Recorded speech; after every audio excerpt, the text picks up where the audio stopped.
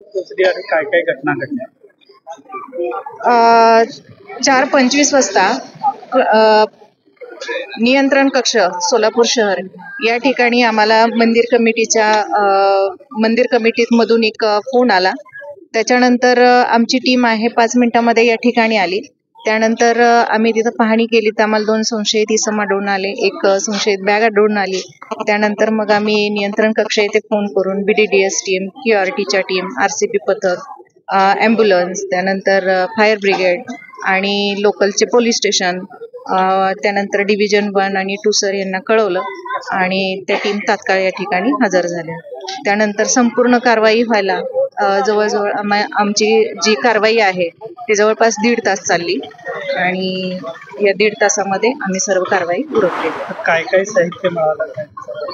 आम्हाला यामध्ये 2 संशयित इसम मिळाले. या 2 संशयित इसमांकडे 9mm 2 पिस्टल मिळाले आणि त्याचे 30 राऊंड मिळाले.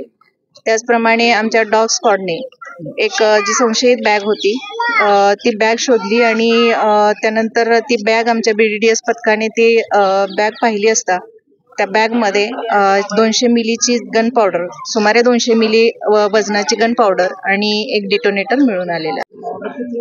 गन पावडर ही आहे सुमारे 200 मिली वजनाची आहे आणि गन पावडर जी आहे ती 200 मिली वजनाची आहे आणि एक डिटोनेटर त्यासोबत सापडलेला आहे. ही जी सर्व कारवाई केलेली आहे ती सिद्धरामेश्वर यांच्या यात्रा उत्सवाच्या दरम्यान कोणताही अनुचित प्रकार घडू नये किंवा घडल्यास तात्काळ आपल्याला काय कारवाई करता येईल यासाठी एक प्रॅक्टिस किंवा हा एक डेमो किंवा ह्याला मॉक ड्रिल म्हणतात, तर हे अशी एक आम्ही प्रॅक्टिस केलेली आहे.